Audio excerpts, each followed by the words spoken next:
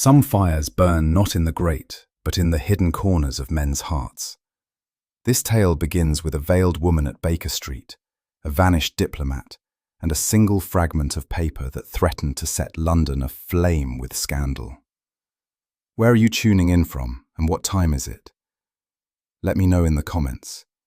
Now, let us follow Holmes into the fog, where ambition and deceit smoulder until nothing remains but ashes. It was upon a winter evening of peculiar stillness that I found myself once more in the company of my friend Sherlock Holmes, ensconced in the familiar sitting room of Baker Street. Outside, the fog lay thick upon the city, muffling the clatter of wheels and the calls of the cabmen, so that even the pulse of London seemed hushed beneath its grey mantle.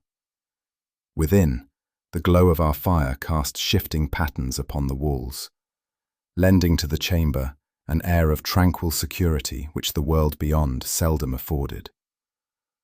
Holmes sat opposite me in his armchair, long limbs stretched before him, his lean features drawn into that expression of half-indifference which masked, as I well knew, a mind ceaselessly at work. His violin lay untouched upon the side table, and the familiar litter of monographs, scraps of paper, and chemical apparatus lay scattered about. Yet his eyes were fixed not on them, but upon the dancing flames. For my own part, I confess I felt content in that rare quiet, for the rigours of medical practice and the ceaseless bustle of London life had pressed heavily upon me in recent days. Yet I could not help but notice the peculiar air that settled upon my companion. For while I sought repose, he betrayed all the signs of a man caged, his fingers drumming upon the arm of his chair, his lips moving with unspoken calculation. The silence grew almost oppressive, for I knew from experience that such stillness in Holmes portended either a storm of action or an unexpected visitor. Thus it was, in that hour of deceptive calm, that the stage was set for an intrusion destined to banish our repose and draw us into one of those affairs which London itself seemed to thrust upon my friend. Holmes broke the silence in his abrupt fashion. Rising from his chair with a restless energy, he crossed trifles. "On the contrary, my dear fellow," he returned, pacing once more before the fire. "It is the study of trifles that reveals the grander pattern. One must ever be prepared. Tonight may appear a night of rest, yet, mark my words, the city never slumbers, and some drama is even now pressing toward our door." He had scarcely uttered these words when he paused, head inclined, as though anticipating the very sound that should soon bear him out.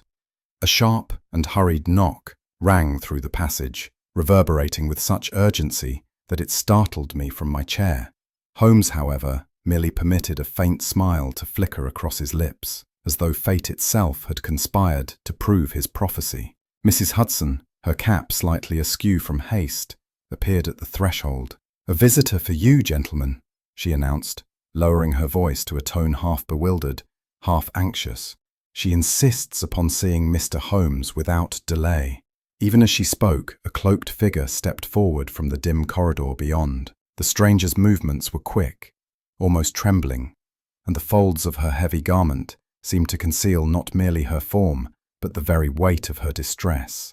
She clutched at the frame of the door for support, and in the wavering light I perceived the unmistakable pallor of agitation. Holmes advanced courteously, gesturing toward the vacant chair near the fire. "Compose yourself, madam. You are in safe company here.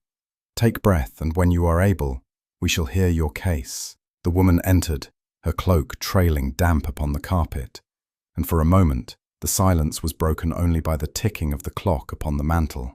That knock, so sudden, had already transformed the tranquillity of our evening into the prelude of an affair that promised both danger and intrigue. The stranger allowed herself to sink into the chair with a faint exhalation, as if the very act of reaching our hearth had cost her the last of her strength.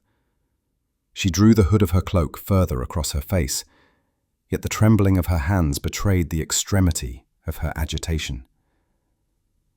"Mr. Holmes," she began in a low voice, Forgive this intrusion at so late an hour.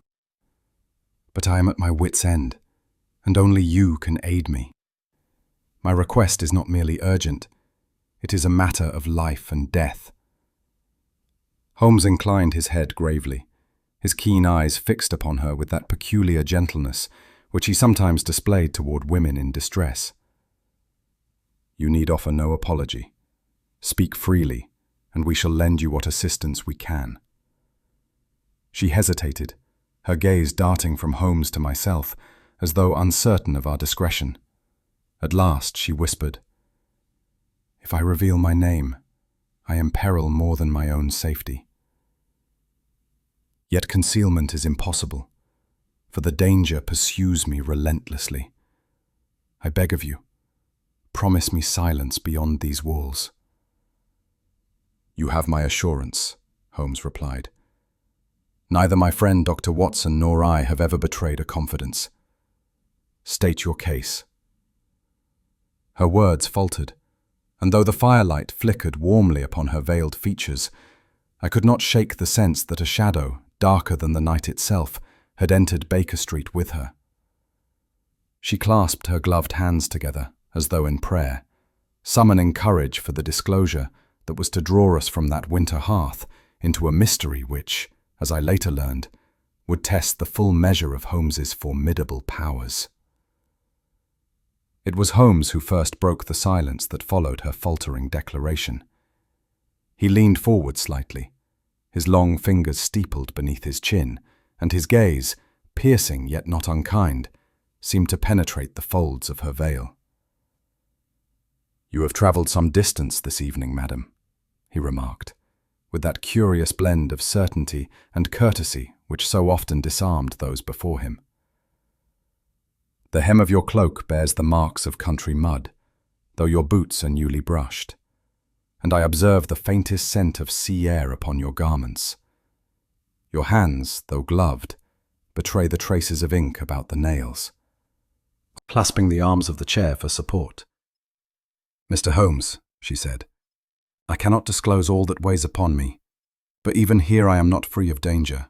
Yet I implore you, aid me in recovering what has been lost. Without it, not only my household, but the honour of one entrusted with affairs of state, stands upon the very brink of ruin."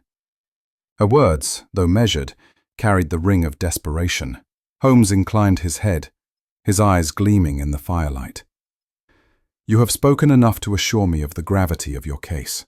Rest assured, we shall act with discretion and speed. Pray, compose yourself, for the path ahead will demand both courage and silence."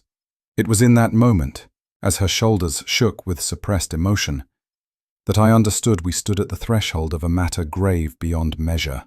There was, for some minutes, a silence broken only by the crackle of the fire and the measured tick of the clock upon the mantel.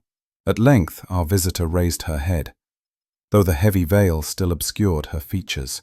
Her voice, low and hurried, betrayed both fear and reluctance. "My name," she began, "I must withhold for the present. To speak it openly is to bring calamity upon more than myself.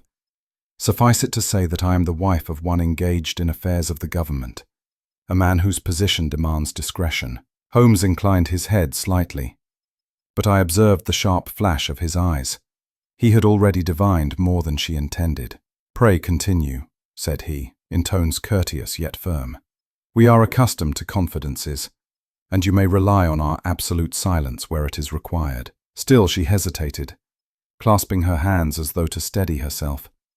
"I have come," she murmured, "because events of the last 2 days have driven me beyond endurance. I stand alone, not knowing whom I may trust. If I reveal too much, I endanger him.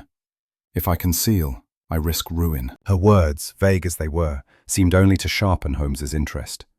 He bent forward, studying not her speech alone, but the restless movements of her fingers, the tremor in her breath, the smallest details which to his mind held volumes of unspoken truth. "You are wise, madam, to seek aid before the matter grows irretrievable," he said quietly. "Yet be assured, half-truths are a poor shield. The sooner you trust us wholly, the swifter will relief be found. With a faint sob, the woman gathered her courage. 2 nights ago, she said, my husband quitted our residence, under the pretext of urgent business at his office. I expected him before midnight, yet the hours passed, and he did not return. When morning came, his bed had not been touched. I dispatched messengers, but they found no trace. His colleagues profess ignorance of his whereabouts. Since then, he has vanished utterly. She pressed a trembling hand against her veil, as though to conceal the full force of her distress. My husband is a junior diplomat, attached to the Foreign Office. His duties, though not of the highest rank, bring him occasionally into contact with papers of weight. He is a man of steady character, so I believed, who has never before failed me. That he should disappear without a word is to me beyond comprehension. Holmes had listened with closed eyes, his long fingers pressed together. Now he opened them and regarded her steadily. Your narrative is of the gravest kind, madam, he said. Men of public office do not vanish without leaving ripples upon the surface. We must look deeper, for either he has fled, or some darker hand has removed him. The lady shuddered, but made no reply. It was then, as though forced by the very pressure of conscience, that she bent forward and lowered her voice to a whisper, scarcely audible above the fire. There is more, she confessed. When my husband left that evening, he bore with him a paper entrusted to his care. It was of a confidential nature, one upon which, I was told, depended certain delicate negotiations. That paper has vanished with him. The admission fell like a thunderclap. I could not restrain an exclamation, while Holmes's keen features sharpened with sudden intensity. You perceive now, faintly, as though relieved by the certainty in his tone. Yet I, for my part, felt a chill of foreboding, for I knew that we had crossed the threshold of no ordinary domestic case, but of one whose consequences might reach far beyond the walls of Baker Street. Holmes, who until now had listened in silence, leaned forward with an expression of courteous gravity. His voice, though low and deliberate, carried a force that compelled attention. Pray, madam, said he, let us be precise. At what hour did your husband leave the house, and in what manner was he attired? She answered in halting tones, naming the hour as shortly after 8, and describing his formal dress. Holmes, however, pressed her gently upon small details. Whether he bore with him his habitual walking stick, whether he left by cab or on foot, whether he spoke with servants upon departure. At each inquiry she faltered, and I could see that her replies grew less consistent as the questions turned upon matters of seeming insignificance. You are certain, Holmes remarked, his eyes narrowing, that his absence was not anticipated, that no word of sudden travel had reached you? She protested quickly that it had not, though her hands twisted together in nervous agitation. Holmes said nothing for some moments, only regarding her with a gaze so penetrating that I fancied he saw beyond her veil to the very thoughts she strove to conceal. It was clear to me, though she spoke truth in part, that her narrative bore lacunae as evident to Holmes as ink upon a page. What she withheld was perhaps as telling as what she confessed, and Holmes's silence seemed designed to draw that fact into sharper relief. As I observed her there in the firelight, her gloved fingers clasped so tightly that the knuckles showed white, I confess my own thoughts were divided. She trembled in a fashion that bespoke genuine distress, yet at moments her voice assumed a steadiness too deliberate for one wholly overcome by grief. When Holmes questioned her upon the possibility of enemies or rivals, she broke into sudden tears, pressing her handkerchief to her face. The sobs, though touching, seemed to me strangely abrupt, as though conjured at will. Still, I reminded myself that women under strain may pass swiftly from composure to weeping, and it would be ungenerous to impute deception where anguish might suffice. I could not escape, however, a certain unease. Was she indeed the wronged wife of a vanished man, or was she herself an actor upon the stage, concealing complicity beneath the guise of sorrow? I glanced at Holmes, seeking to read his thoughts, but his expression was one of studied neutrality, betraying nothing of the conclusions he might already have formed. At length, Holmes rose from his chair, his manner decisive. "Madam," said he, "whatever shadow lies upon your household, the matter now rests not in concealment, but in discovery. You have entrusted me with knowledge that touches both your honor and that of the state. I accept the charge." She looked up swiftly, her veiled face turned towards him in mingled relief and dread. "You will be discreet," she whispered. "As discreet," Holmes replied, "as the grave itself. But I must warn you, truth has a way of forcing itself into daylight, and once revealed, it cannot easily be recalled." She bowed her head, murmuring that she understood, and rose unsteadily to depart. Holmes, with his accustomed courtesy, conducted her to the door, while I watched in silence, struck by the weight of responsibility which seemed to settle upon our chambers with her presence. When she had gone, Holmes returned to the fire, where he stood in thought, his profile stern against the glow. "Watson," said he at last, "this is no ordinary errand of domestic strife.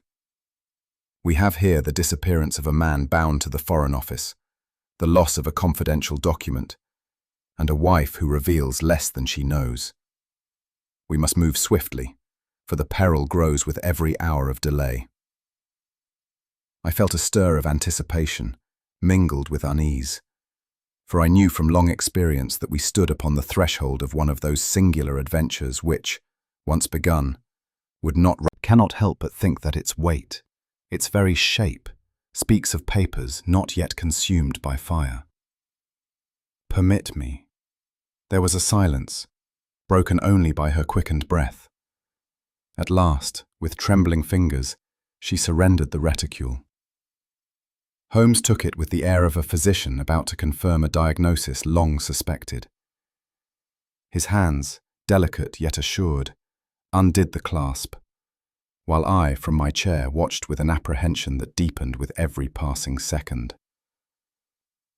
Within the bag, Holmes found a handkerchief, a purse, and beneath them, a folded paper packet. From this he drew forth a single scrap of half-burnt parchment, its edges curled and blackened, the center bearing the faint traces of writing spared from the flame. Holmes laid it upon the table beneath the lamplight, and with his lens bent over it as though it were some rare specimen. "Observe, Watson," he murmured. "The characters are in an official hand, the ink still firm despite the charring. Here, note this phrase: by authority of the Foreign Office. Beyond question, this is a fragment of the missing document." I bent forward and saw the words clearly, their solemn weight impressed even upon my untrained mind. A hush fell over the room as the significance of that charred remnant forced itself upon us. Holmes turned his gaze to the lady, who had shrunk back into her chair. "You see, madam," he said softly, "fire is an uncertain ally. It devours greedily, but it seldom consumes without leaving a trace. Why did you not tell us of this attempt at destruction?" Her lips parted, but no words came. The fragment, mute yet eloquent, accused her more forcefully than any speech could. Holmes replaced it carefully upon the table, his long fingers resting lightly upon it, as if to restrain its secrets until she herself would speak. At sight of the incriminating scrap, the lady uttered a cry so sharp and sudden that it pierced the quiet of the room like the snap of a breaking string. She half rose from her chair, her gloved hands extended as if to snatch the paper away. "Give it to me!" she exclaimed, her voice breaking between command and entreaty. "You cannot know what peril it brings.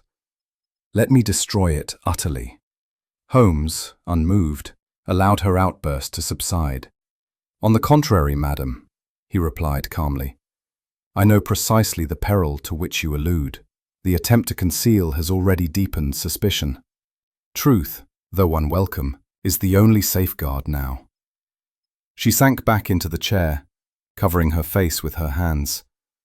I confess that in that moment I felt a stir of pity, for her agitation bore the stamp of a soul cornered by necessity rather than malice. Yet I could not dismiss the thought that innocence does not shrink from evidence, nor does it tremble so violently before the simple disclosure of fact. Her cry still echoed faintly in my ears, a note that spoke more of guilt than grief. As she sat thus, her slender form bowed beneath invisible weight, I found myself reflecting upon the strange duality of her bearing. Her distress was manifest, yet it seemed to me that she feared less for the fate of her absent husband than for her own implication in the dark business. Her hands, which shook so violently, were not those of a woman merely bereft. They were the hands of one who clutched at secrets as a drowning soul at a spar. Her speech, too, veered from broken sobs to sudden, feverish assertions of loyalty, as though she sought to shape the narrative before Holmes could deduce it. I glanced at my friend. He had folded his arms and stood regarding her with that inscrutable calm which concealed both sympathy and severity. I knew well the workings of his mind in such moments. He weighed every tremor, every pause, not as signs of feminine weakness, but as syllables in a language only he could fully interpret. For myself, I could not yet resolve whether she was victim or accomplice, but I knew, with the certainty born of many an adventure, that Holmes would pursue the truth with the same relentlessness as fire itself consumes the grate. Holmes bent once more over the charred fragment, his lens in hand, his features illuminated by the lamplight. He turned it delicately, as though it were some rare relic, and traced the faint lettering with the point of his finger. "Note, Watson. Yours, was it not?" Her silence was more eloquent than any confession. She clasped her gloved hands tighter, her head bent beneath the veil. Holmes pressed on, gently but with unrelenting precision. "You sought to protect your husband, or perhaps yourself, from the scandal of discovery. Yet the truth, however scorched, will not be so easily destroyed. What is half burnt may still light the path to what remains hidden." I could see that each word struck her like a measured blow, drawing forth not defiance but resignation. At last she raised her head, her voice low and trembling. "You are right, Mr. Holmes. I did indeed attempt to destroy it. I thought, in my folly, that by burning the paper I might bury the shame which threatened us. I acted not from guilt but from terror of the dishonor that would fall upon my family if it became known." Her confession, spoken with the candor of despair, moved me to pity, for I saw in her not a conspirator but a woman borne down by circumstance. Yet Holmes's countenance remained composed, his words measured. "Madam," said he, "your fear is intelligible, but you must perceive that concealment deepens peril rather than diminishes it. What is hidden festers. What is revealed may yet be cured. Trust, therefore, to me and to Watson. Whatever storms break upon you, we shall strive to shield you from the worst of their force." She bowed her head, whispering a broken thanks, and drew her cloak about her as though to gather courage from its folds. For the first time that evening, I thought I discerned in her posture not defiance, nor even resistance, but a weary submission to the inexorable hand of fate. Holmes replaced the fragment carefully upon the mantel, and as the firelight played upon its blackened edges, I knew the case had grown from the shadows of suspicion into the substance of undeniable peril. It was scarcely an hour after our visitor's departure that a commotion arose upon the stair, followed by the sudden entrance of Inspector Lestrade. He came bustling into our chambers with his usual brisk authority, his bowler hat pushed back upon his head and his coat still damp with the mist of the river. "Holmes!" cried he, without preamble. "Your services may not be required after all. We found him. Your vanished gentleman is lying cold and stiff in the mortuary at the Thames Embankment." I started at the blunt announcement, but Holmes merely motioned the inspector to a chair. "Pray be seated, Lestrade. You speak, I observe, with your customary confidence. Tell us what has been discovered." Lestrade planted himself firmly before the fire, his small eyes glinting with satisfaction. "A drowned man was pulled from the river not 3 hours ago. His description tallies with that given of your missing diplomat. The case seems clear enough." Holmes regarded him with that expression of polite indifference, which I had learned to read as the forerunner of some subtle contradiction. "Indeed," said he softly, "you will oblige us with the particulars." There was an eagerness in Lestrade's manner, as though he relished the thought of closing the affair before Holmes might unravel it further. Yet I, knowing my friend's habits, suspected that the inspector's triumph was premature. Lestrade drew from his pocket a small notebook, from which he read with official precision. "Male, between 30 and 40, height about 5 feet 10, dark hair, clean-shaven, dressed in evening attire of good quality, though much disordered by the water. A watch of foreign make was found upon him, and a signet ring upon his finger. The face, though swollen, bears strong resemblance to the man described by his wife. There can be little doubt, Holmes, that your client's husband has met his end." Holmes sat unmoving, his eyes half closed, yet I knew from the slight tapping of his fingers upon the arm of the chair that his mind was working with unusual intensity. "Was there nothing else remarkable?" he asked. "Nothing," returned Lestrade briskly, "save that the pockets were empty. No money, no papers. We surmised they were lost in the water." Holmes opened his eyes suddenly and regarded the inspector keenly. "You speak as though Sir..." Fog pressed against the glass like a living veil. He spoke without turning. "Consider, Watson, how often death by drowning serves as the most convenient of disguises. Faces are altered, features distorted. A watch and a ring are easily procured. It is curious, is it not, that such tokens should survive where papers and coin have perished?" I admitted the force of his reasoning, though to my untrained eye Lestrade's account had seemed convincing enough. Holmes turned swiftly. "And mark this, Lestrade, you say the man was clean-shaven. Yet the lady described her husband to us with a moustache of some distinction. Can water so deftly remove a gentleman's whiskers?"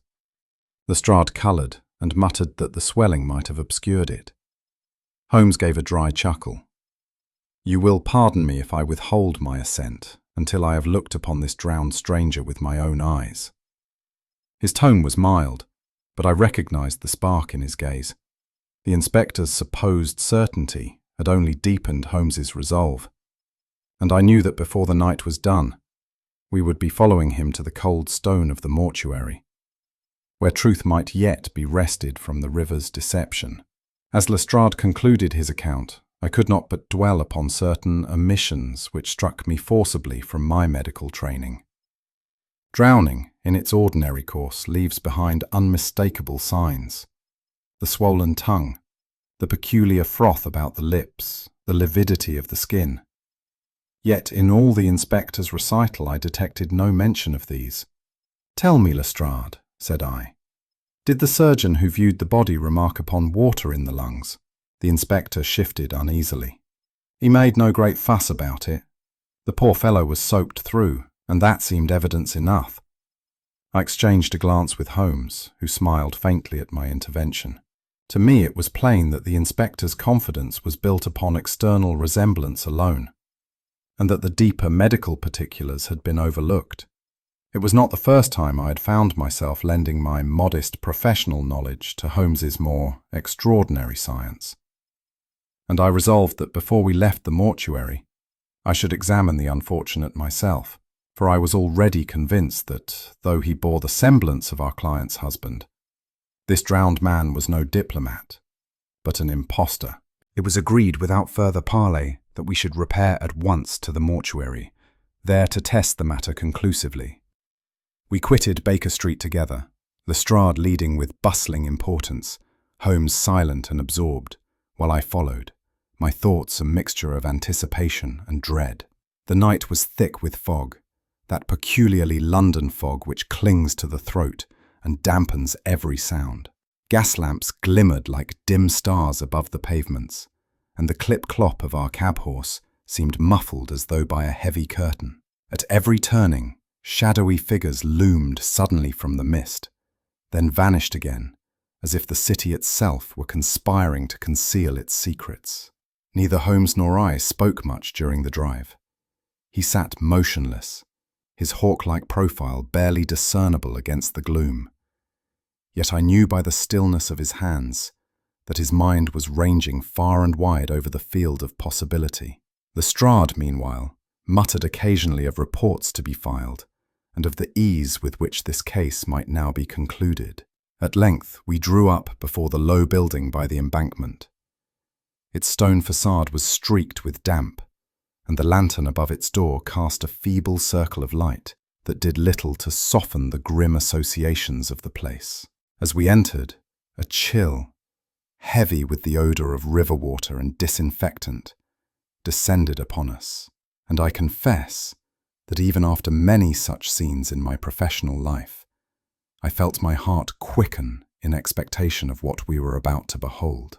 The attendant led us to a narrow chamber lined with slabs of stone, upon one of which lay the body. A coarse sheet covered it, but the outline beneath spoke eloquently of the human form, now bereft of vitality. With a nod from Holmes, the cloth was drawn back. The sight was not pleasant, though familiar to me. The face was swollen and discoloured, the hair plastered to the brow. Yet enough remained to suggest a resemblance to the portrait our visitor had carried in her features. Lestrade gave a short exclamation of triumph. "There, Holmes! You see? The likeness is undeniable." Holmes bent low, his lens in hand, examining not merely the face, but the smallest details of dress and limb. He lingered upon the hands, then conveniently disposed of in the river. Lestrade frowned, his triumph evaporating. "Then the husband is alive," said Holmes with quiet certainty. "Alive and in flight. The true chase lies ahead." As he spoke, I felt the familiar stir of excitement which heralded the unfolding of one of Holmes's remarkable cases. For the dead man upon the slab was no solution, but the opening of a darker mystery still concealed within the fog of London. It was Holmes who first drew my attention to the faint impressions upon the flagstones outside the mortuary. The night was damp, and a thin film of moisture clung to the paving, sufficient to hold the lightest of traces. Holmes knelt swiftly, his lantern casting a narrow beam across the ground. "Observe, Watson," he said, his voice low with suppressed eagerness. "Boot prints, and not ordinary ones. See here, dusting of chalk adhering to the heel and instep. Our drowned man was brought here by river, but another visitor has preceded us, leaving marks as eloquent as written words." I peered closer and saw indeed the faint white smudges that clung to the dark stones. To me they were mere stains, but to Holmes they seemed a map. He traced the line of prints with quick eyes, noting the irregularity of the stride and the peculiar turn of the left foot. "Not a constable's tread," he murmured, "a man accustomed to stealth, though careless enough to leave behind a trail of chalk. Curious, chalk is no common soil upon the embankment. We shall follow it." Lestrade, who had accompanied us reluctantly, muttered something about wild goose chases, but Holmes was already striding forward, his long coat flaring behind him. I confess that a thrill of anticipation stirred within me, for the city's foggy air seemed suddenly charged with mystery, and the footprints upon the pavement beckoned us into the heart of it. We pressed on, the marks leading us away from the river's edge and into the narrow lanes that wound like arteries through the poorer quarters. The fog hung thick between the buildings, so that each lamp shone as through frosted glass, and our footfalls echoed strangely in the silence. Holmes walked swiftly, stooping now and then to test the ground, his keen gaze fixed always ahead. At times the chalk grew faint, nearly lost upon the wet stones, yet invariably he recovered it, as though guided by instinct as much as sight. "Note the spacing of the steps, Watson," he observed once, pausing where the trail veered sharply. "Our quarry halted here, turned, perhaps to listen. He is no novice, but the fog, while his ally, has betrayed him into leaving a record." I could hear little save our own movements, yet more than once I fancied that a shadow stirred in advance of us, retreating just beyond the reach of vision. Whether it was imagination or reality, I cannot say, but it lent to our pursuit the air of a chase through a spectral city, each corner promising revelation or peril. At last Holmes halted before a narrow alley that sloped toward the water. "He sought company here," he said quietly. "Let us see with whom." At the foot of the alley, we came upon a low building whose windows glowed dully through the fog. A painted board above the door proclaimed it a tavern of the roughest sort, its threshold worn by the boots of sailors and dock labourers. From within came the mingled sounds of coarse laughter, the scrape of chairs, and the clink of tankards. Holmes pushed open the door and entered with the easy air of one who belonged in any company he chose. I followed at his heels, conscious of the sudden hush that fell as we stepped inside. The room was thick with the odour of stale tobacco and spilled ale, and the faces that turned toward us were hard, suspicious, and unwelcoming. "Evening," Holmes said carelessly, ordering 2 mugs with the assurance of a man indifferent to scrutiny. He allowed his glance to drift about the room, yet I knew he registered every detail. The chalk-dusted boots beneath one table, tankard with bleary satisfaction when Holmes, by the simple expedient of supplying another, loosed his tongue. "Aye," he muttered, leaning heavily across the table. "There was a stranger here yesternight. A tall man with a coat too fine for this place. Paid handsomely he did, paid us all he did, to keep our mouths closed should anyone come asking." Holmes's eyes flickered with interest. "And what manner of accent had this generous gentleman?" he inquired softly. The sailor squinted, as though the fog of memory were thicker than that upon the river. "Not English, no. Harsh, clipped words, like he'd swallowed half his letters. Foreign, right enough. Said little else, save to toss coin as though it were water." I felt a stir of unease at this disclosure.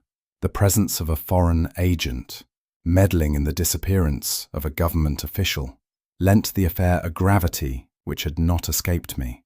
Yet even in his drunken rambling, the sailor seemed to withhold, his story too pat, too eager in its details. Holmes listened without interruption, his long fingers drumming lightly upon the wood, a faint smile curving his lips. I recognized the expression well. My friend was already weighing truth against falsehood in the man's tale.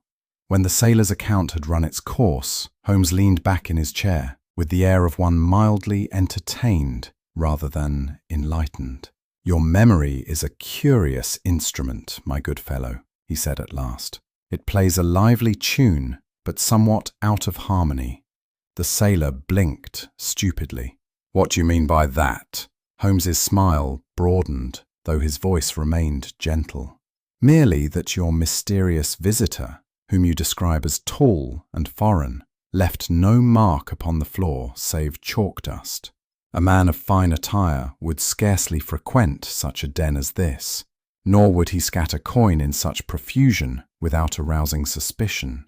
And yet, no one but yourself recalls the colour of his eyes, the tilt of his hat, or the exact hour of his coming." A murmur rose from the surrounding company, some nodding, others scowling. The sailor stammered, insisting upon his honesty, but his protests rang hollow even to my unpracticed ear. Holmes, however, pressed no further. He merely sipped his ale and turned to me with the faintest shrug, as though to say that the tale had served its purpose.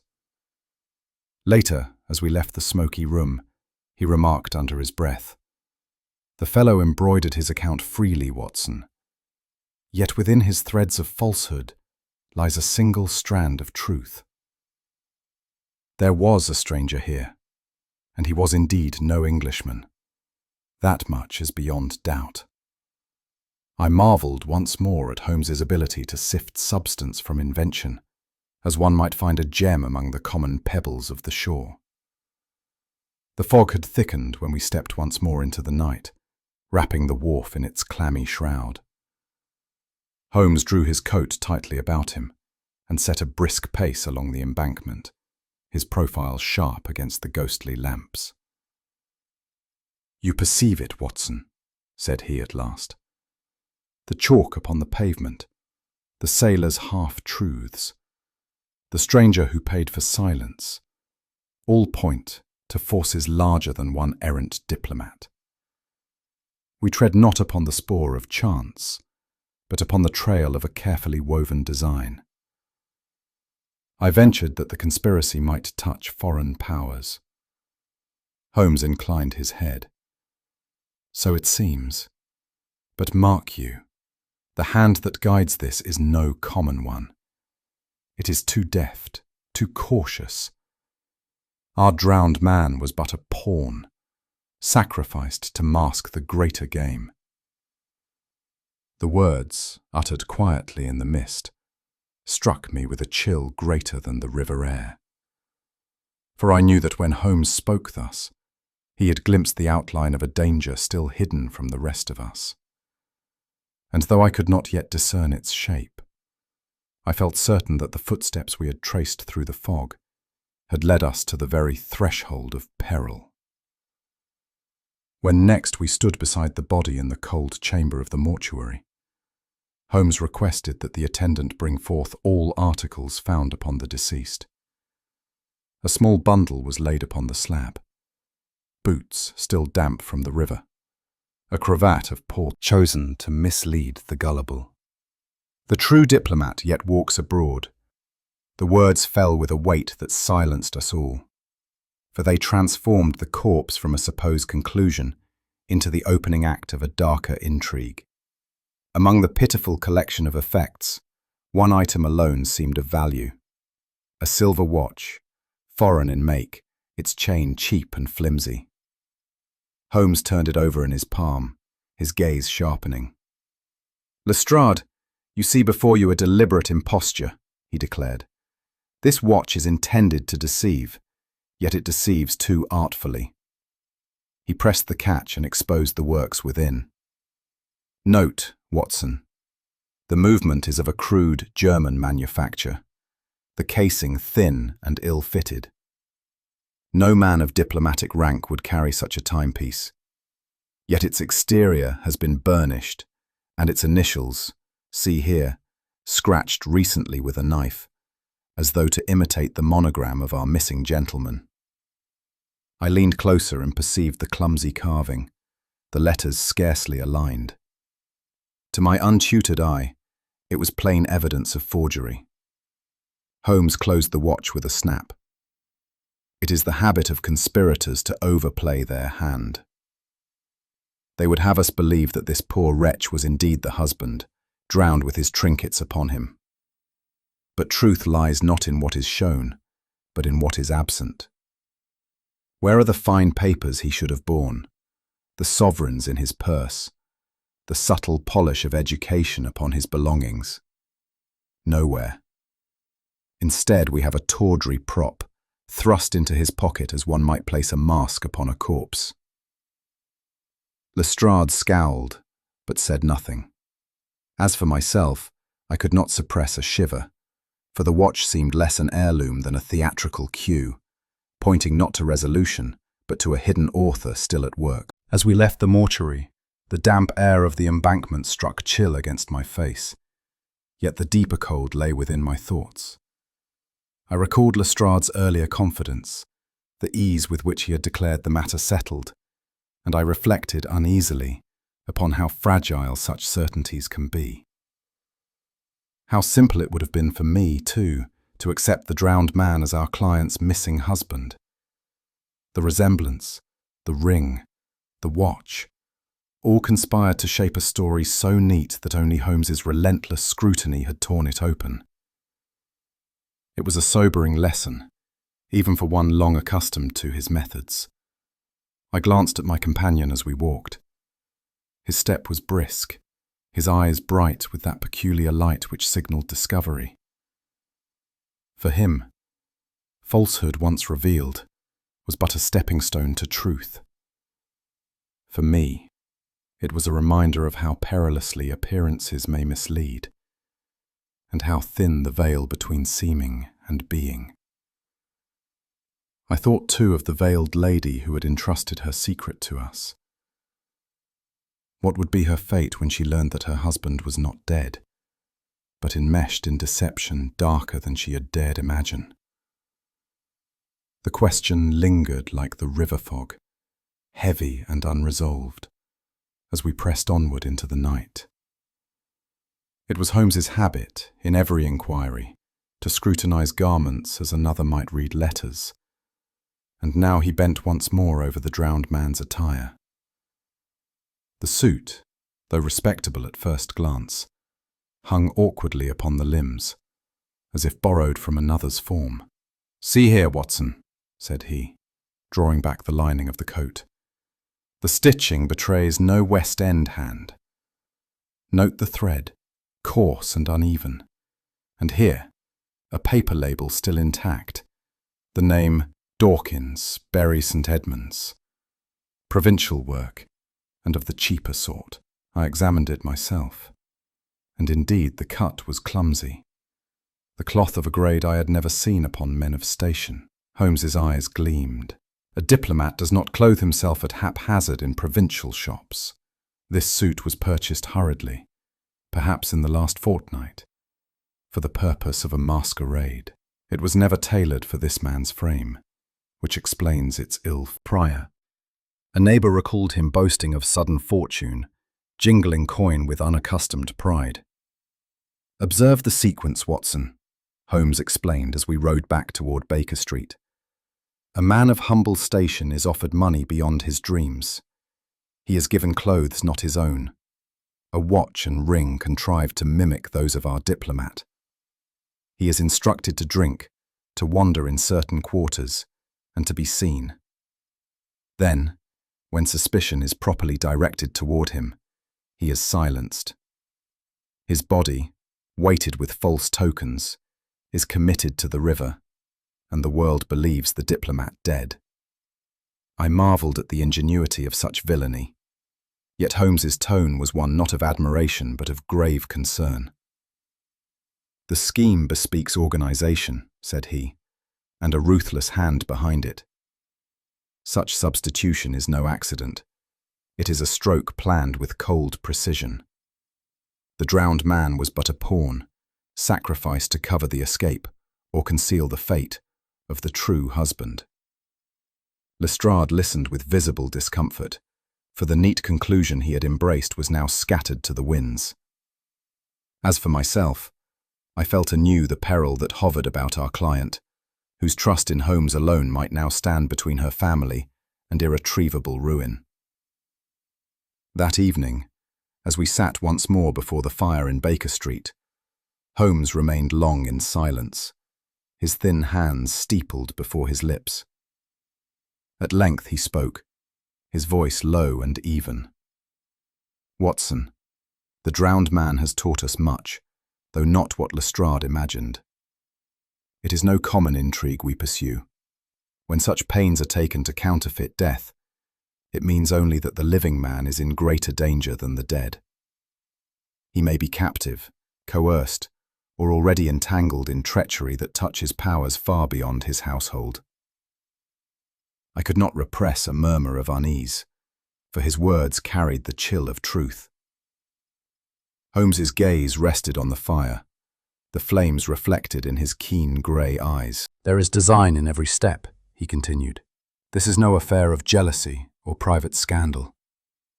It is a conspiracy, Watson, precise and deliberate. The drowned man was but the prelude. The true drama is yet to come."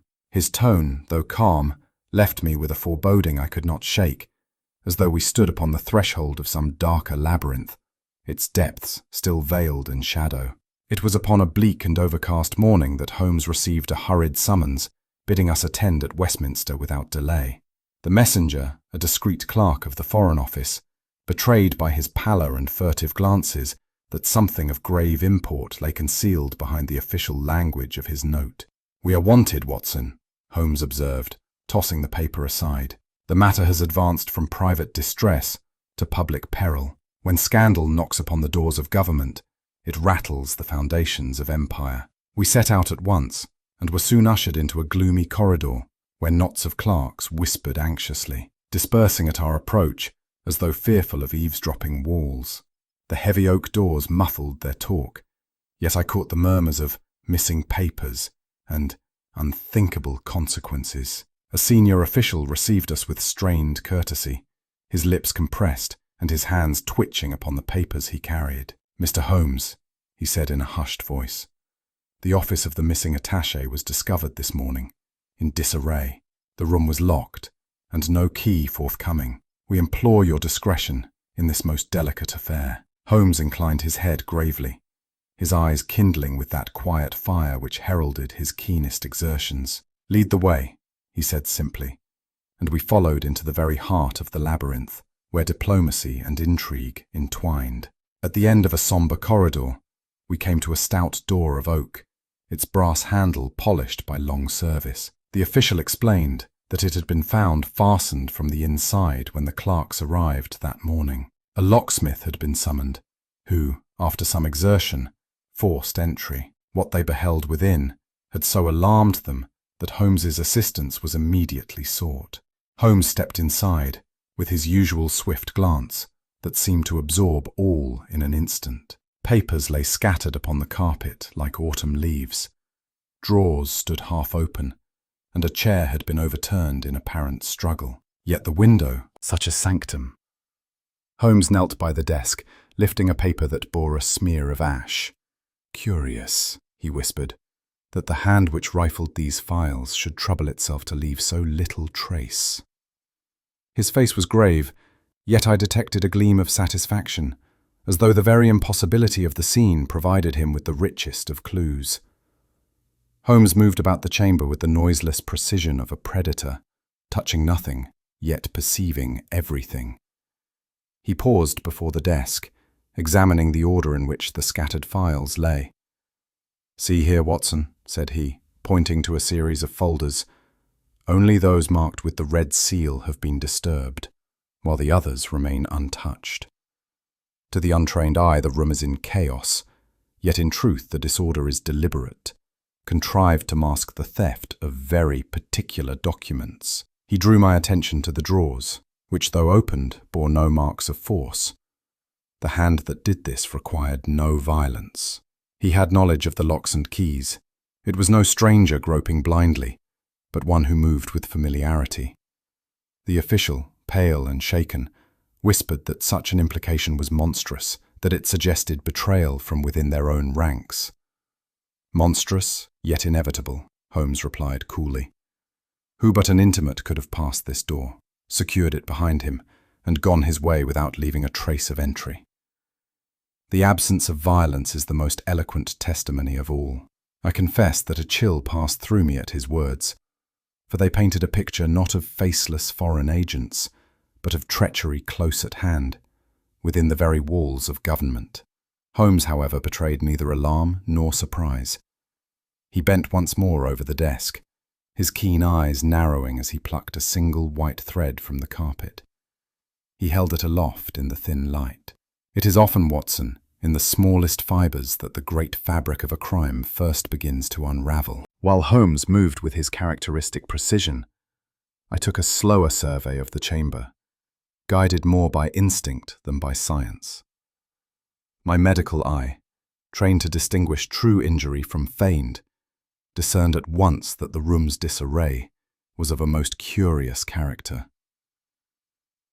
The inkstand, though overturned, had spilled but a few drops, as if carefully managed.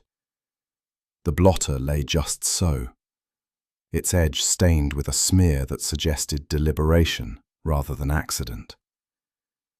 Even a small medicine case, which I recognized as commonly kept by men in delicate health, lay upon the carpet.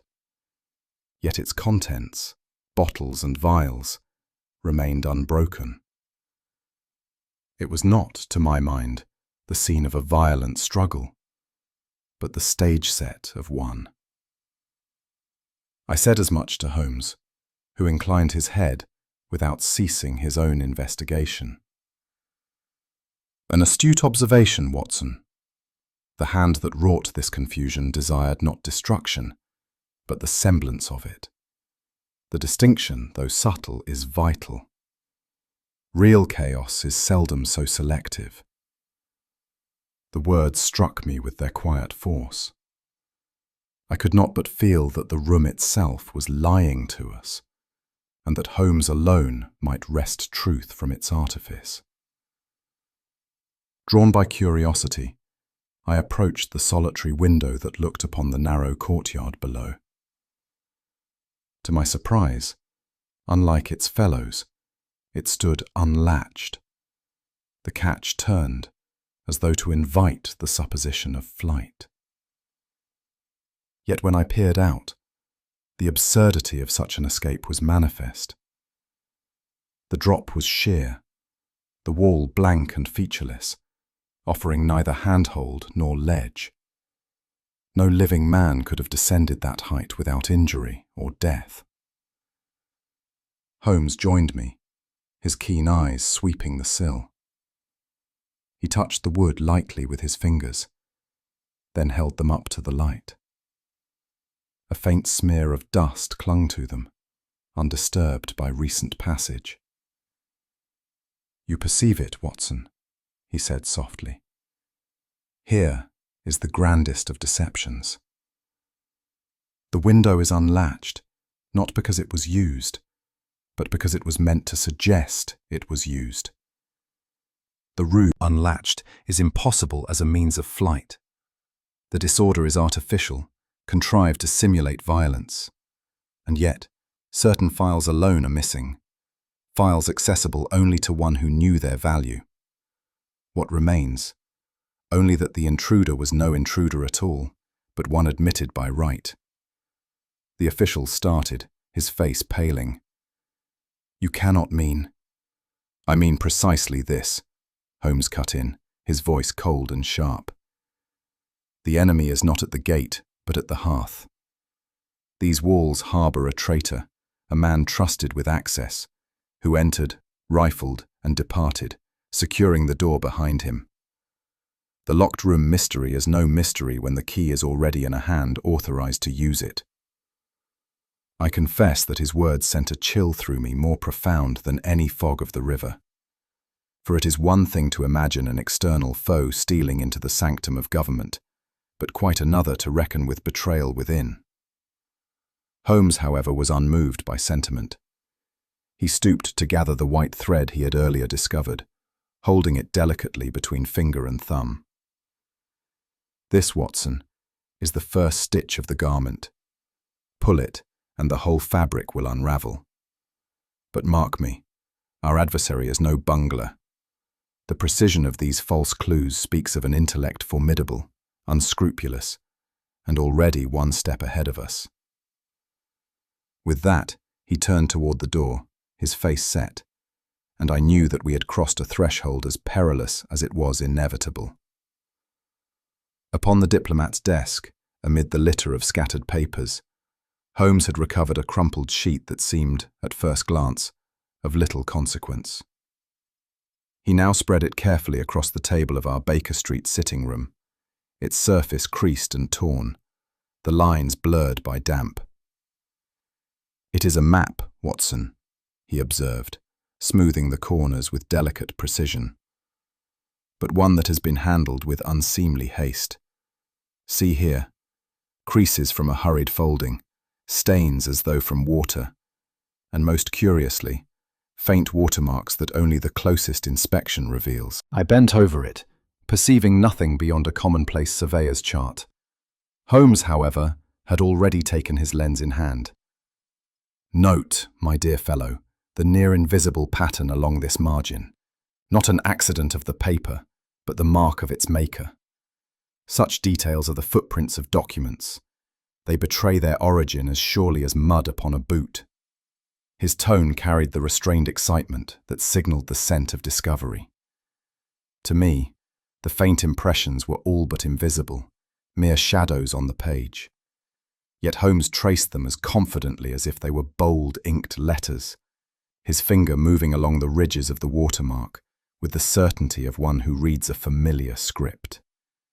"It is upon such trifles, Watson," he murmured, "that the gravest conspiracies often turn. This poor scrap of paper may speak with more eloquence than all the witnesses of Westminster." For my part, I could discern little in the battered fragment beyond the obvious outlines of rivers and roads, half effaced by wear. I ventured that the map was of some district by the river, but further than that I could not proceed. Holmes, however, regarded it with quiet satisfaction, as a botanist might a rare specimen. He fitted together the torn edges with deft fingers, aligning them until the picture grew whole once more. His eyes brightened as he pressed the pieces into place. "You see, Watson," he said, though I confess I did not, "that the fragment corresponds to no general chart, but to a special survey, one not easily come by. Its very presence in the office is eloquent, for it points to preparations of a kind far removed from diplomacy." I could not but smile at my own blindness. To me, Holmes, it is but a map, no different from a dozen I might purchase in the Strand. "Precisely, Watson," he returned, with a trace of amusement. "To you a dozen. To me this one, and this one alone, which carries the silent signature of its maker. And it is that signature which will conduct us to the very workshop where this conspiracy took shape." Though baffled, I wrote the matter carefully in my notes, knowing from long experience that what was to me opaque would soon enough shine with startling clarity under Holmes's touch. That the Chancelleries. The faint outline of the stamp seemed to me a small matter, yet Holmes regarded it as though it were the keystone of the arch. He held the paper to the lamp, the watermark glowing faintly against the light. "Note also, Watson, the faint bluish tint about the edges. That is the residue of river damp. This map has not languished long in some desk drawer. It has been used, carried, and recently exposed to the very fog and moisture of the embankment. It is a clue as vital as any footprint upon the pavement." I watched in silence, filled with that familiar mixture of admiration and perplexity. Where I saw only smudges and stains, Holmes beheld a trail leading from Westminster's locked rooms to a dim shop in Covent Garden, where, I felt certain, new secrets waited to be unveiled. The following afternoon found us in a narrow lane off Covent Garden, where the press of costermongers and flower sellers gave way to the quieter frontage of Marchant and Company, map makers. The shop itself was dim and cluttered, its walls lined with rolled charts, globes, and instruments of navigation. A timid man with ink-stained fingers emerged from behind the counter at Holmes's request. "You will pardon us," said my companion, laying the crumpled chart upon the counter, "but I should be glad to know from whose stock this map was taken." The proprietor bent over it, and I observed a nervous tremor in his hand. "Yes, sir, ours without doubt. That watermark is from a batch we printed not 3 months past. But I cannot say more."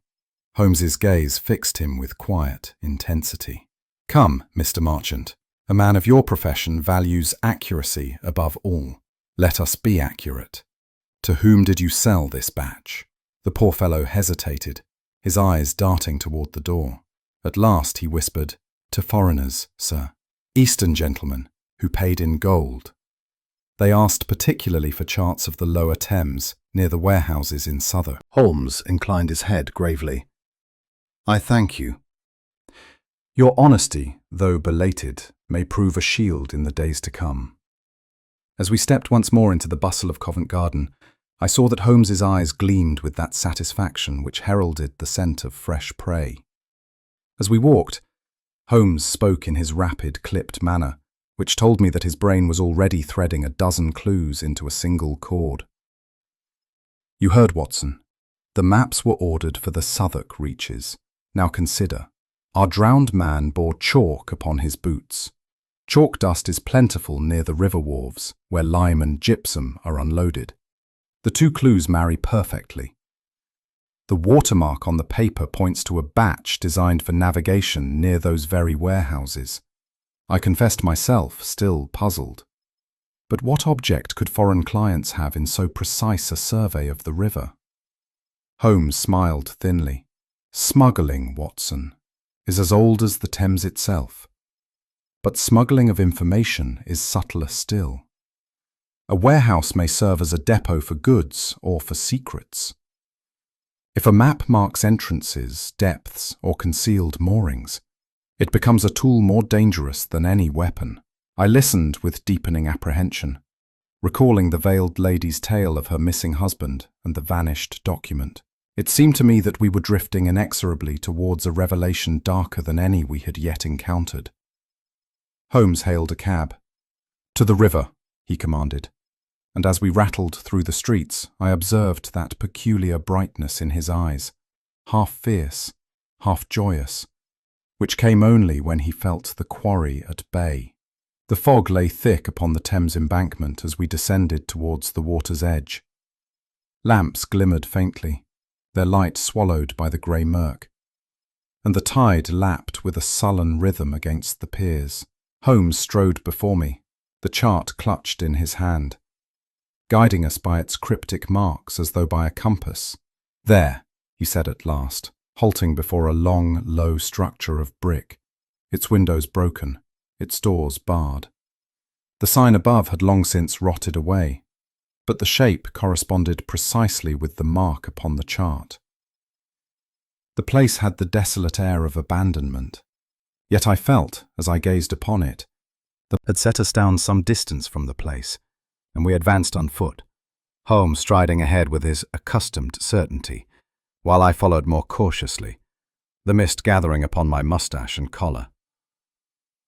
The sound of the river was ever present, a sullen lap of water against the piers, mingled with the faint groan of a barge unseen in the murk.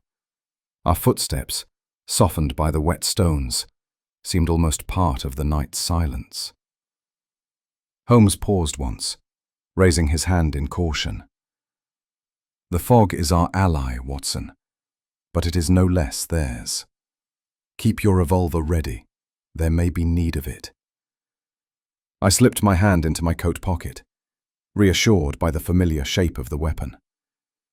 My heart quickened with that mingled apprehension and exhilaration which always accompanied Holmes into danger.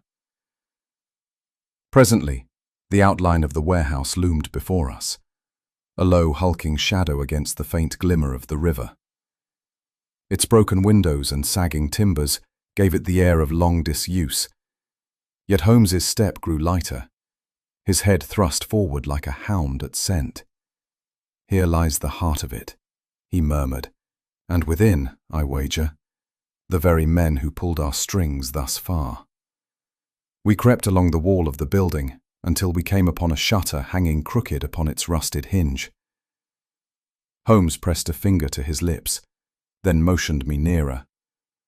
Through the narrow crack, faint light spilled, a wavering glow as from an oil lamp set upon a crate. Peering within, I saw figures moving in the half-dark. Two men bent over a table littered with papers, while another busied himself with prying open a stout wooden chest. Their gestures, though muffled by distance, betrayed secrecy and urgency. At one moment, a scrap of parchment was held up to the lamp, its seal glinting unmistakably red. I drew a sharp breath, but Holmes's hand gripped my sleeve with warning. His own gaze, cool and intent, never wavered from the scene. "You see, Watson," he whispered, "the missing document has found its way to this den. And, note, their work is too orderly for common thieves. We are looking upon conspirators, not pilferers."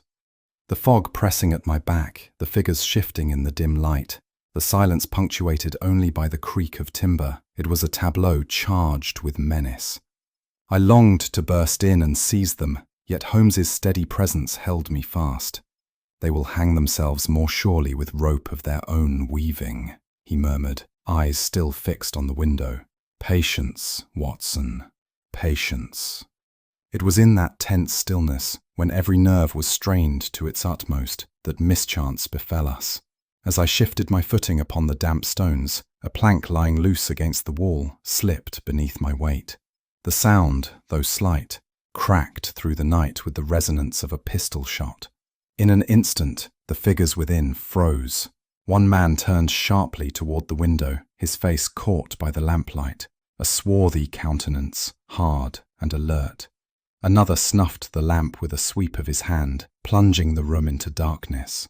"Quick, Watson," Holmes hissed, dragging me back against the shadow of the wall. We pressed ourselves flat as the door of the warehouse scraped open.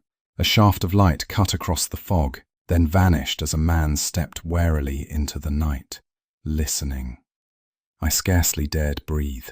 The river's lap against the pilings, the distant toll of a bell. These seemed magnified 100-fold in the dreadful pause that followed. My heart hammered so loudly that I thought it must betray us outright.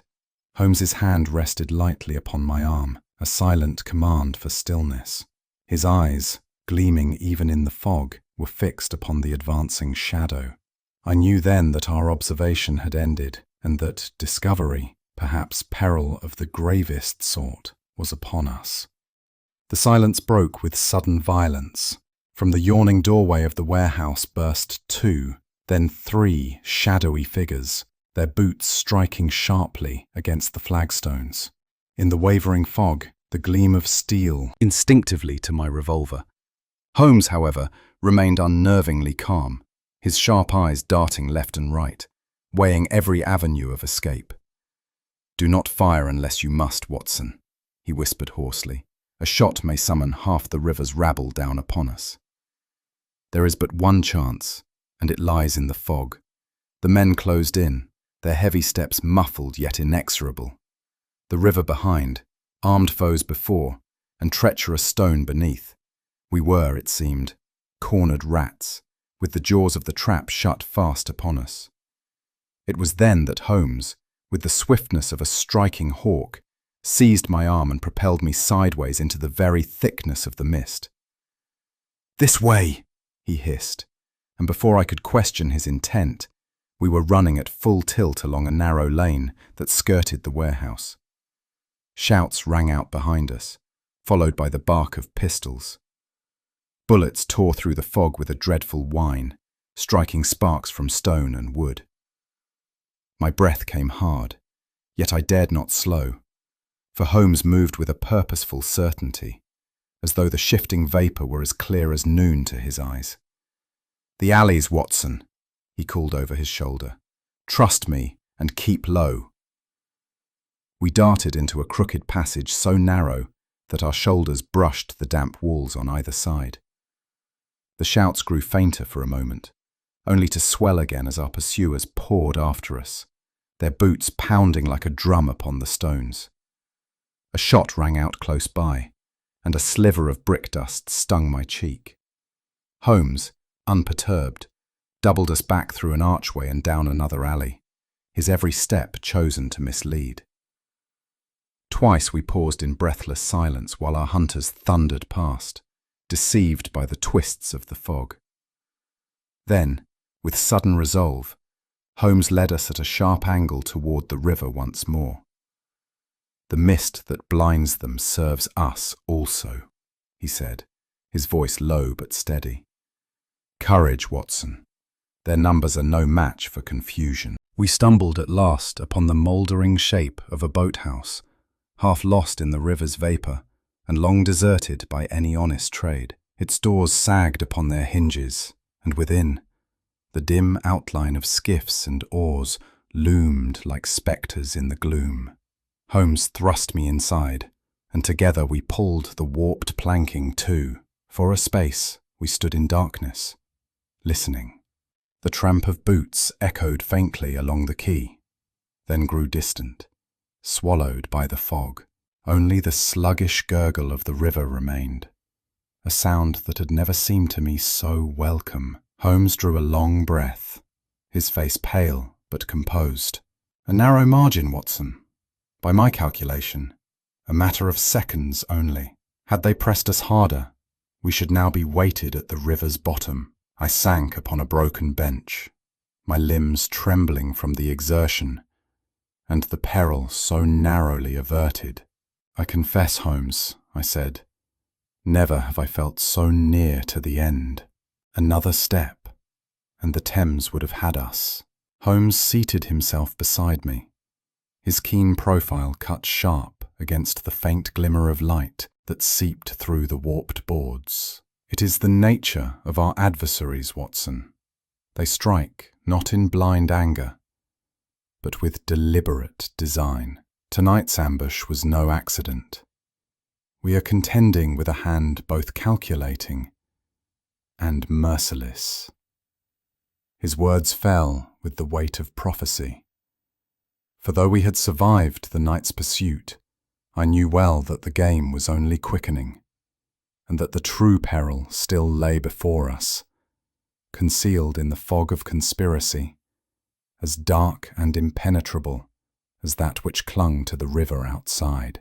It was a mean lodging-house, damp and close, with the river smell clinging to its cracked plaster walls. Holmes led the way without hesitation, his lean figure passing swiftly up the narrow stair, while I followed with a growing sense of anticipation. The landlady, a sour-faced woman, had pointed to the second door upon the landing, and it was there that Holmes paused only a moment before thrusting it open with sudden energy. The sight within left me momentarily speechless. By the dim glow of a single oil lamp sat a man, his shoulders bent, which speaks of guilt far more eloquently than words. The diplomat attempted, at first, to clothe himself in indignation. He demanded by what right we intruded, by what authority Holmes dared to address him. But Holmes, unmoved, took the single chair by the table and surveyed him with that air of quiet mastery which so few could withstand. "My right, sir," he said evenly, "is that of truth. Your wife has implored my aid.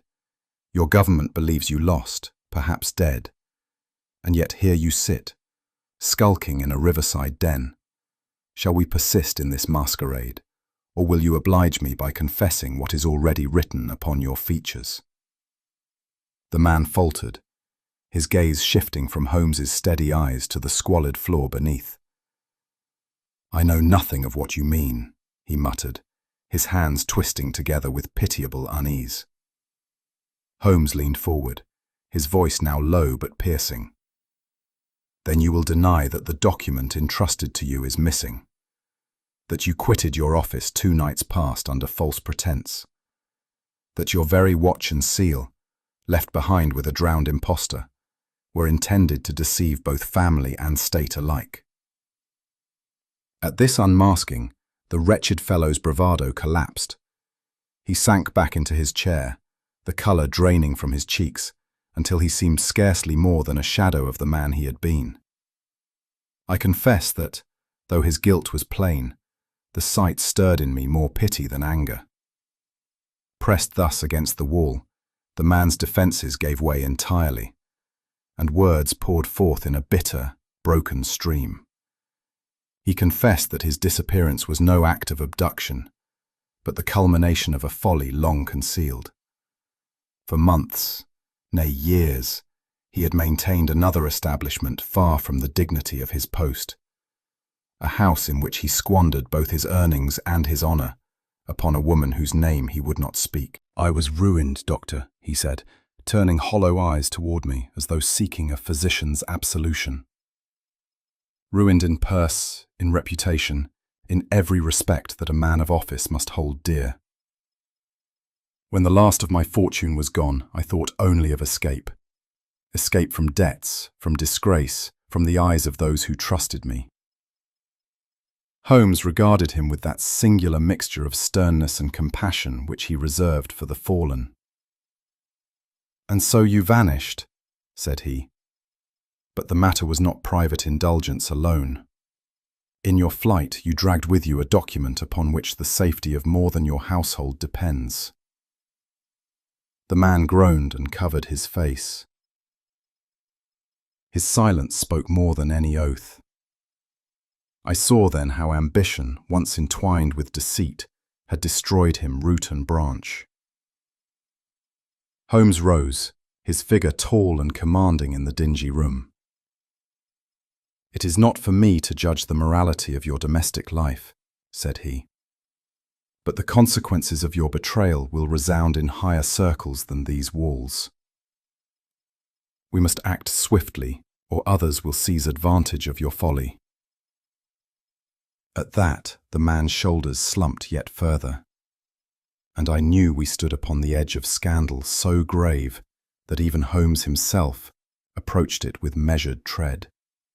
The room seemed to grow colder as the wretched man at last yielded to the dreadful weight of his secret. With trembling lips and eyes averted from Holmes' piercing gaze, he confessed that his ruin had extended far beyond private folly. "I thought myself clever, Mr. Holmes," he whispered. "Clever enough to outwit my colleagues and the very government I served. My debts mounted. My second household drained what little resources I possessed, and desperation drove me to the brink. It was then that I accepted their offer." "Whose offer?" Holmes interjected quietly. The man shuddered. "Foreign agents, sir. Men who knew of my weakness and seized upon it.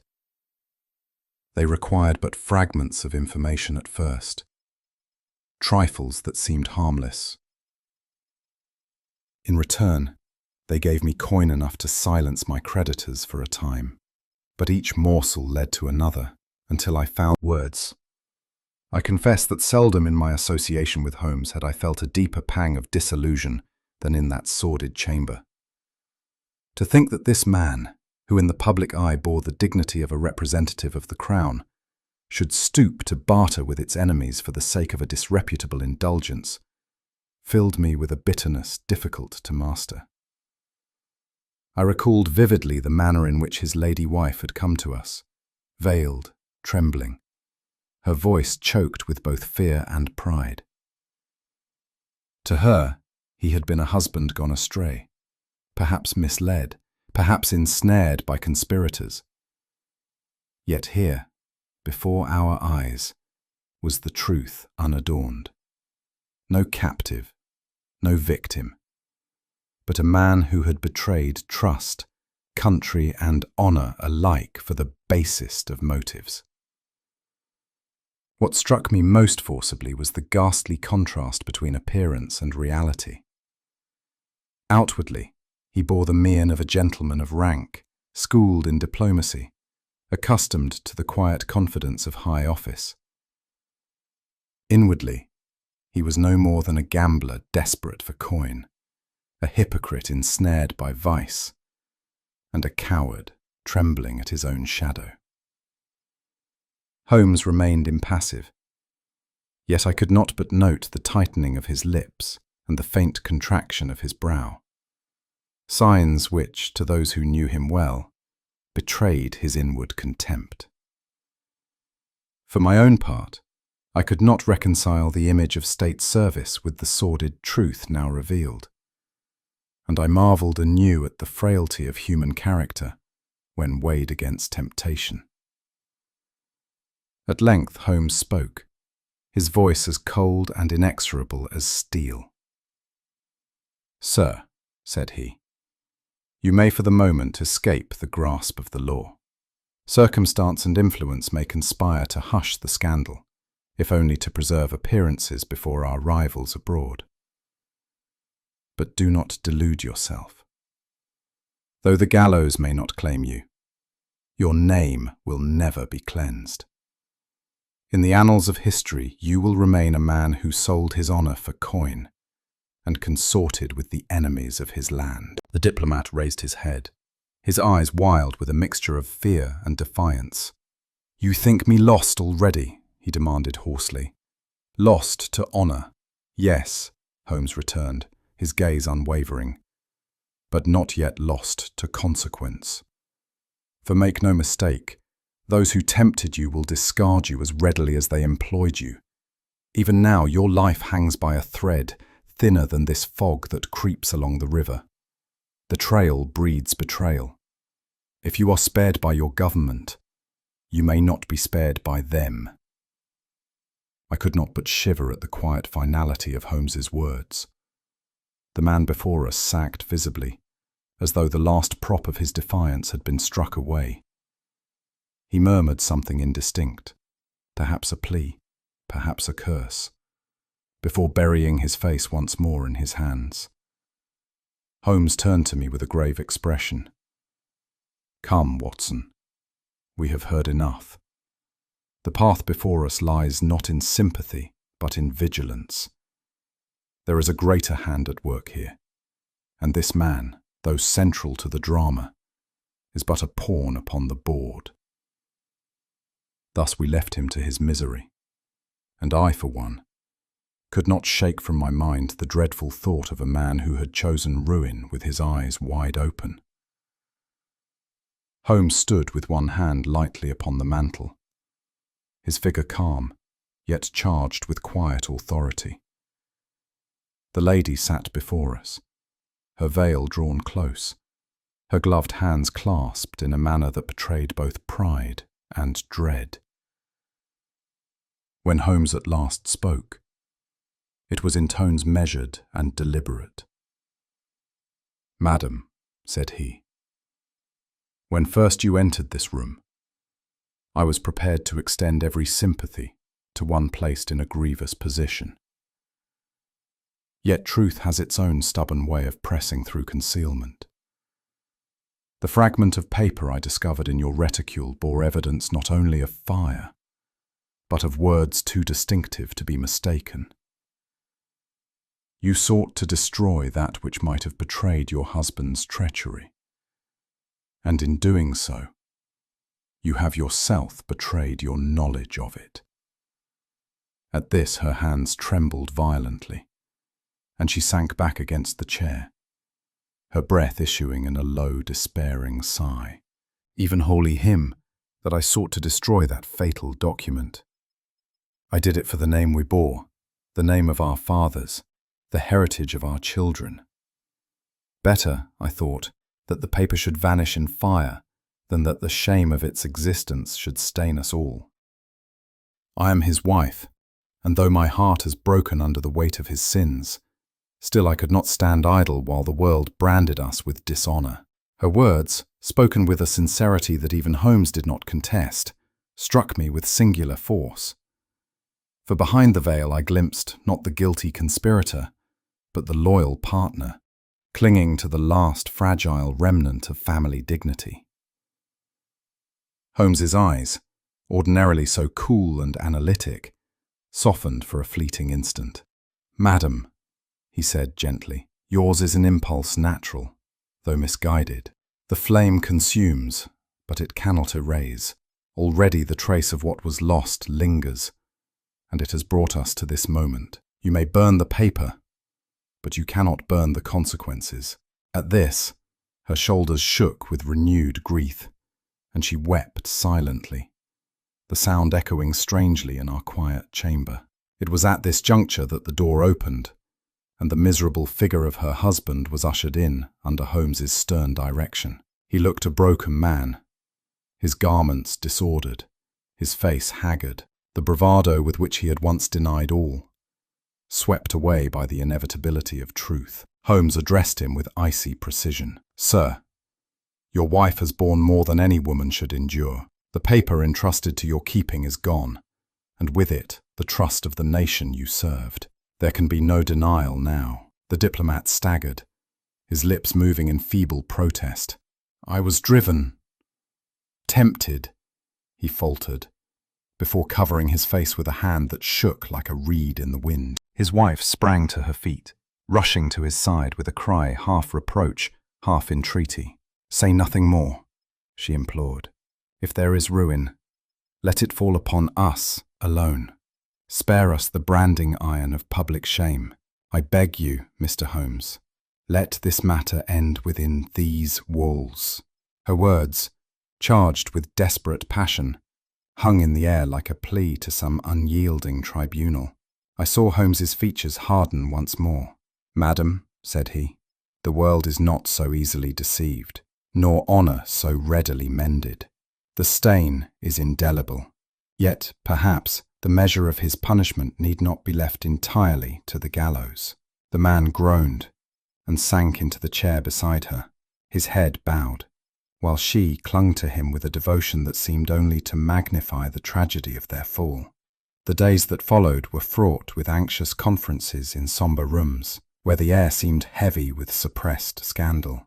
Government officials, grim-faced and tight-lipped, gathered about Holmes as he laid the matter before them with his usual precision. The truth, when fully revealed, was of such a nature as could not be permitted to pass into the public ear. One gentleman of high station, whose word carried weight, declared, "Exposure would imperil more than a family name. It would imperil confidence in the very machinery of our diplomacy." There was a murmur of agreement, and thus the decision was made, not for justice in its open sense, but for silence, purchased at bitter cost. The husband, broken and abject, signed away what remained of his estate, surrendering both fortune and post, while a tacit understanding preserved him from criminal proceedings. His wife, pale yet resolute, accepted the decree without complaint, as though she had foreseen its inevitability from the first. Holmes, for his part, neither approved nor condemned. He merely observed the machinery of compromise grinding inexorably onward, and when at last the matter was concluded, he remarked in my hearing, "It is not the first time, Watson, that the interests of the state have outweighed the claims of truth." The family departed into obscurity, their future a shadow of what it might have been, while London society, ignorant of the storm so narrowly averted, continued its head, nor the quiet strength with which she guided her broken husband from the chamber. I thought then of the countless burdens which women endure for the follies of men, of their patience, their silent suffering, their courage in the face of ruin not of their own making. It was perhaps the most tragic lesson of the case, that devotion, however noble, may yet become the instrument of a cruel undoing. When at last the house was quiet again, I found Holmes seated by the fire, his long fingers steepled and his gaze fixed upon the coals as though they contained the sum of all human folly. I ventured a remark upon the harshness of the bargain, but he lifted his eyes with a look that silenced further protest. "Justice, my dear Watson," said he, "has been served, but only in the narrowest sense. The state is secure. The law is satisfied. Yet honour, honour is a more inexorable master. The husband's name is written in infamy, and his wife has paid in tears and silence what no court could demand.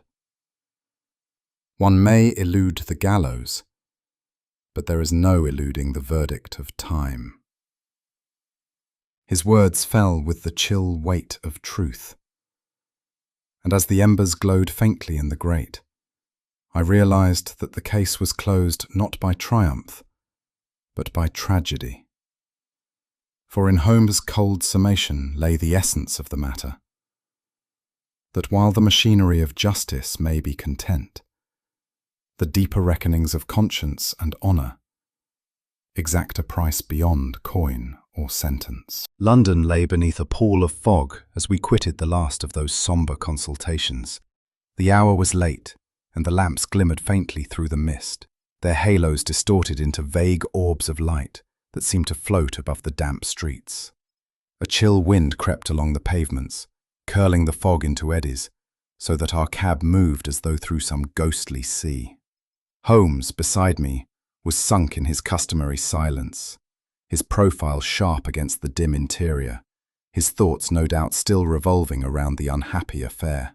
For my part, I confess that fatigue and melancholy pressed heavily upon me. I could not drive from my mind the image of that broken household, their fortunes dissipated and their honour smirched beyond recall. At length, the cab drew up before the familiar threshold of Baker Street.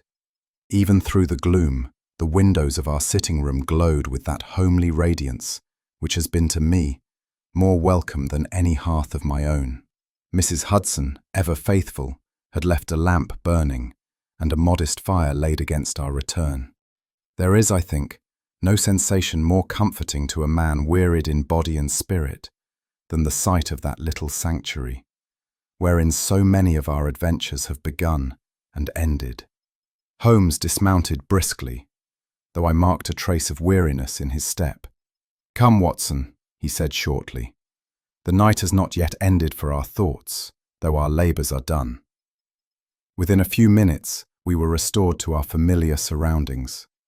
The fire leapt merrily in the grate, casting long, flickering shadows upon the books and papers that lay in their usual profusion about the room.